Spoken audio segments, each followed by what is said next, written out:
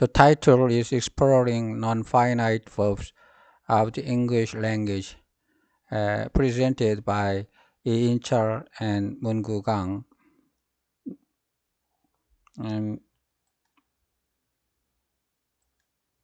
Introduction.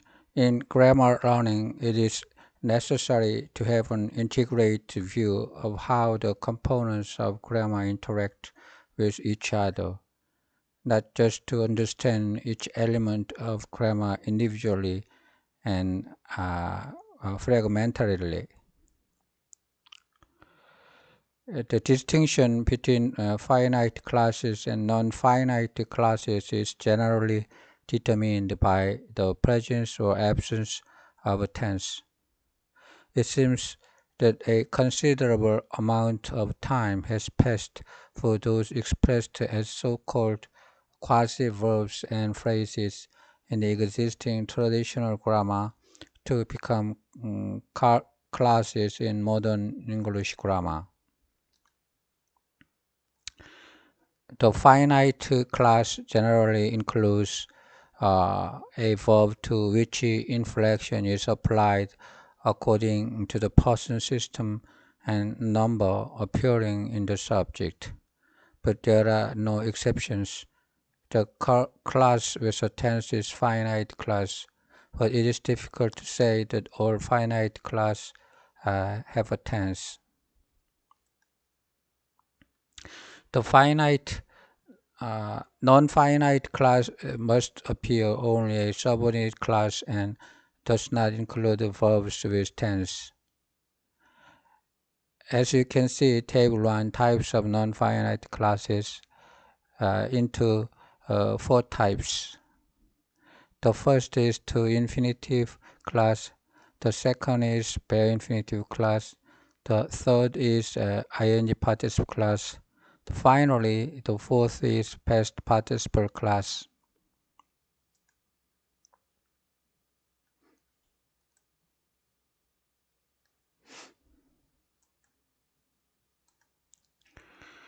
Form and function of non-finite classes. The first is to infinitive classes. To infinitive classes functions as a subject.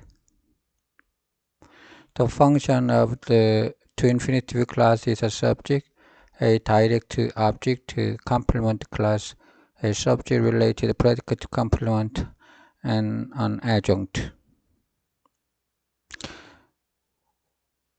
1.1 the to infinitive class that functions as subject. As you can see, for example, number 1, to make more judgments is to be judgmental. 1.2 function as a direct object.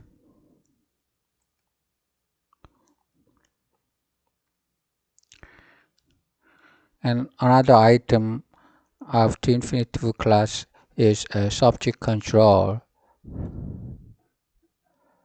As you can see, number 4, I hesitate to mention this. The subject of main class subject I controls to mention this.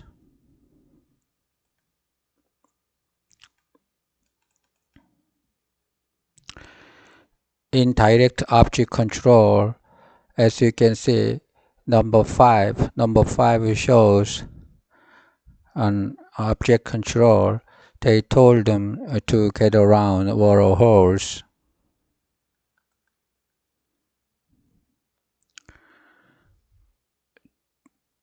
The function of to infinitive classes has a raising to object.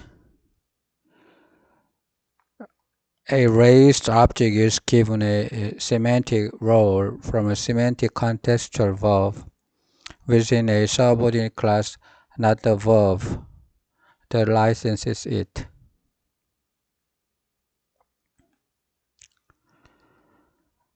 (1.6) Raising to subject. As you can see, number 7 shows the function of raising to subject, the author seems to look on the past with a kind of maturity. The author is the subject to look on the past with a kind of maturity, but the subject of classes was raised to main class.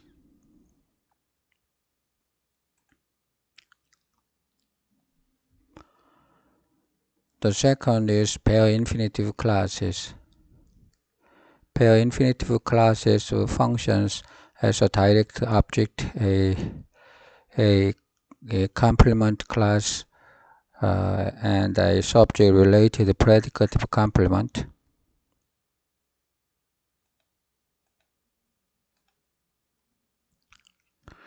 The first is the function of a direct object. As you can see, number A shows she entertained people like Melvin Bragg, Cherry, and Tony Blair, and had the king open the refreshment, said the sources.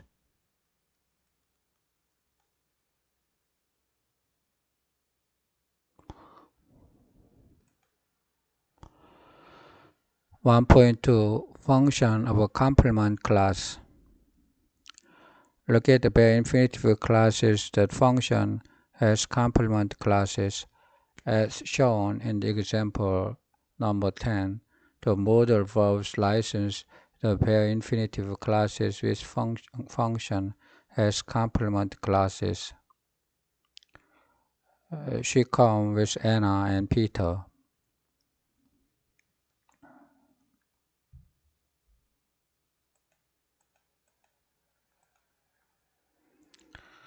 (1.3) Function of a subject-related predicative complement. In the case of the pair infinitive classes, which function as the subject-related predicative complement, as shown in example 12, the pair infinitive classes can function as the subject-related predicative complement only after the verb be. The pair infinitive classes do not have their own subject. However, it is understood the implicit subject is the same as the noun phrase in the main class.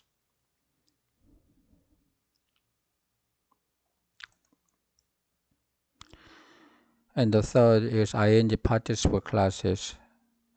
The ing participle classes function as subject, a direct object, or a complement class.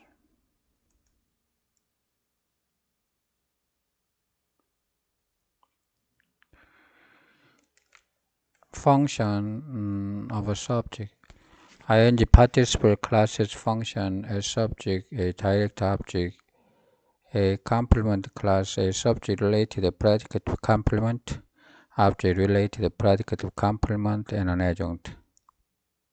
First, look at the ing participle classes that function as subject. Ing participle classes may or not have their own subject, as shown in examples number 13 and 14 below. In the latter case, the implicit object can be found by analogy, has a general interpretation through the context for people to get aid through.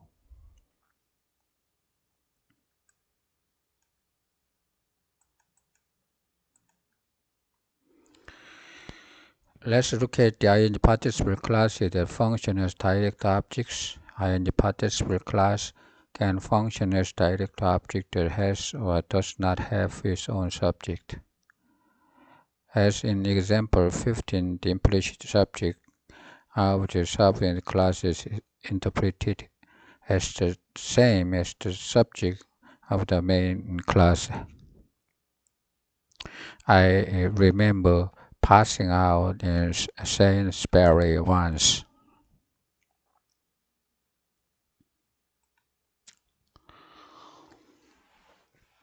(1.3) Function of a complement class. ing participle class functions as a complement class. And the example of 17, ing participle class functions as a complement class of a from. The sentence of 17 is analyzed as 18, where U is the raised object of the verb and from teaching serves as supplementary word for the verb. That is, in 18, the ing participle class serves as complement or the preposition from.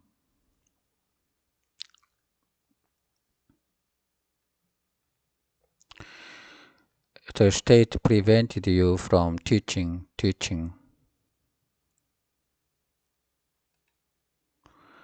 Finally, past participle classes function as a direct object, a complement class, and an adjunct.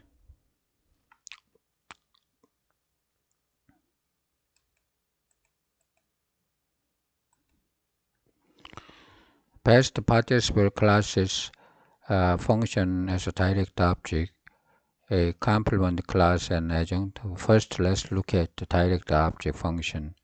As shown in 19 below, the subject class is the passive form and by class can be added. 19. I had my tonsils removed. My tonsils is a semantic argument of remove, not the verb of have. Therefore, 19 is the meaning of I brought about my tonsils were removed, rather than I had tonsils in the form discussed. The syntactic analysis is consistent with the semantic analysis. My tonsils had been moved. The sentence of 20 is a non-grammatical sentence. My tonsils is not the direct object of the main verb because it cannot be the subject of the main class when converting to the passive form.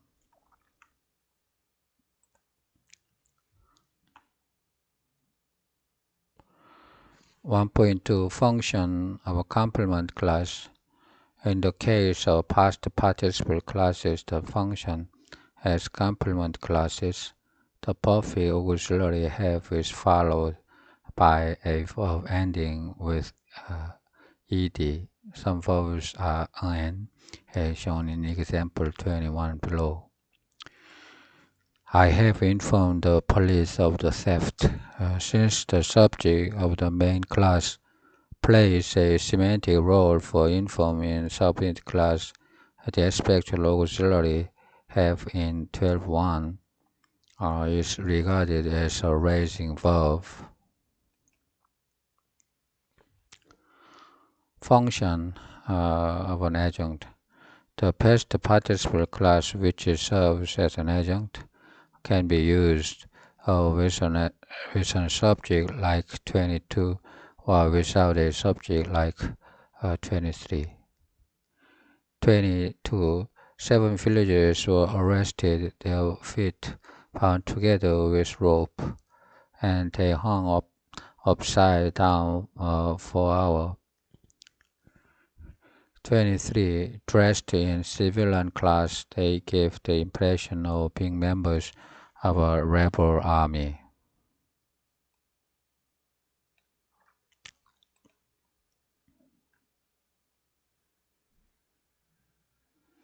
Conclusion.